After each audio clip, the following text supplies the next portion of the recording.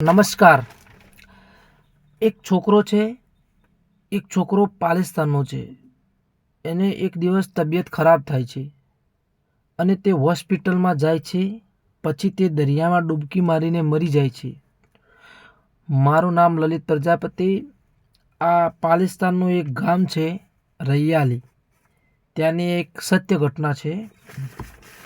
આ એક છોકરો એક મિજાબી નામની કોલેજમાં એ અભ્યાસ કરે છે. તેનું નામ અલ્ફાસ હોય છે. સેમ બીજા વર્ષમાં લગભગ 6-1 મહિના થાય છે અને આ એક કપરું દુઃખ તેને લાગુ પડે છે. આ દુઃખને તે 3 મહિના સહન કરે છે, પરંતુ ધીરે ધીરે આ દુઃખ ખૂબ જ મોટું સ્વરૂપ ધારણ કરે છે. છતાં તે છોકરો તેના પપ્પાને વાત નથી કરતો, કારણ કે તેના પપ્પાની તબિયત, એની ઘરની પરિસ્થિતિ ખૂબ જ ખરાબ હોય છે, ખૂબ જ નબળી હોય છે. તેમ છતાં તે છોકરાના દોસ્તને આ વાતની જાણ થાય છે. પછી આ દોસ્ત વિચારે છે કે આ વાત મારે અલ્ફાસના દુઃખની વાત તેના પપ્પાને કહું, પરંતુ લગભગ 2 દિવસ સુધી વિચારે છે. આ એના પપ્પાને 2 દિવસ સુધી વિચારે છે કે કહું કે ના કહું, પરંતુ એક દિવસ એને સહન થતું નથી અને આ અલ્ફાસનું દુઃખ તેનાથી સહન થતું નથી. એક દિવસ એવો આવે છે તો તે એનો દોસ્ત આ વાત તેના પપ્પાને કરે છે. તેના પપ્પા રડી પડે છે. તેના પપ્પા આ અલ્ફાસને એક 20 કિલોમીટરની રેન્જમાં એક હોસ્પિટલ છે, ત્યાં તેને લઈ જાય છે. તેને બધા રિપોર્ટ કરાવે છે. એના પપ્પા પૈસા વ્યાજે લાવે છે, કારણ કે ખર્ચ ઘણો છે અને આવકમાં કશું છે નહીં. આખી જિંદગી દુઃખ રહે છે. ઘર ઊંચું આવતું નથી.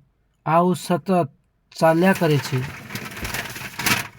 એટલે આ અલ્ફાસને તેના પપ્પાને દુઃખની વાત તેના પપ્પાને નથી કરી. આવું જાણીને એના પપ્પાને તે વાત કરતો નથી. પરંતુ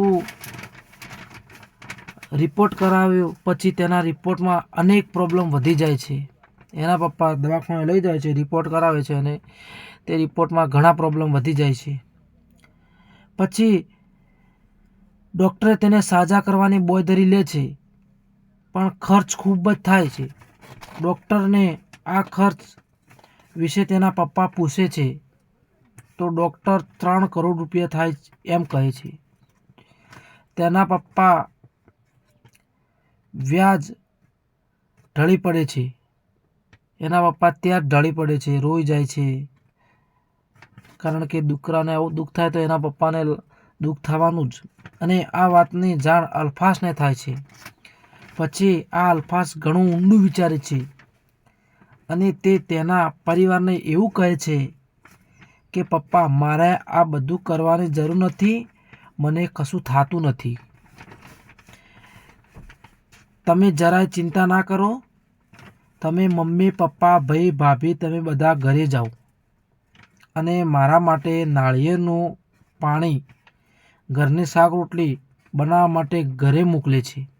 અલ્ફાસ તેને તેના મમ્મી પપ્પાને આખા પરિવારને બોલાવીને ઘરે મોકલે છે. ત્યાં ખાલી તેના નાનો ભાઈ રહે છે.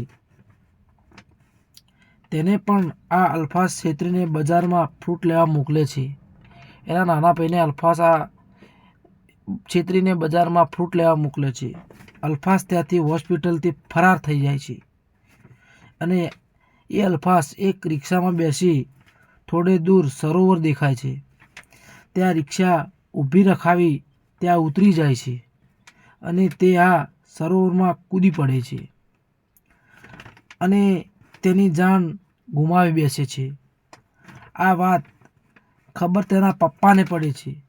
સમગ્ર મામલો બજારમાં ફેલાય છે. પરિવારને ખૂબ જ દુઃખ પડે છે, પરંતુ અલ્ફાસને આવું ના કર્યું હોત તો ખૂબ ખર્ચ થાય એમ હતો. એના પપ્પા એટલો બધો ખર્ચ કરી કેમ હતા નહીં અને ખર્ચ કર્યો તો ભરી કેમ હતા નહીં. તેથી અલ્ફાસે આ બધું વિચાર્યું. આ વાત ખૂબ જ ગંભીરતાથી સમજી શકાય છે, કારણ કે જેનામાં માણસાઈ હોય તે સમજી શકે છે. પરંતુ ભગવાનને એ જ પ્રાર્થના કરું કે જેને અવતાર આપે તેને દુઃખમાં જીવન ના ગુમાવવું પડે તેવી જિંદગી આપો ભગવાન. દોસ્તો, વિડીયો ગમ્યો હોય તો સબસ્ક્રાઈબ, શેર અને લાઈક કરવાનું ના ભૂલશો. જો ફેસબુકમાં જોઈ રહ્યા હો તો ફોલો કરવાનું ના ભૂલશો. લાઈક, શેર કરવાનું ના ભૂલશો, કારણ કે અમે આવા નવા વિડીયો તમારી આગળ સમક્ષ રજૂ કરીશું. જય હિન્દ, જય ભારત ને જય સિયારામ.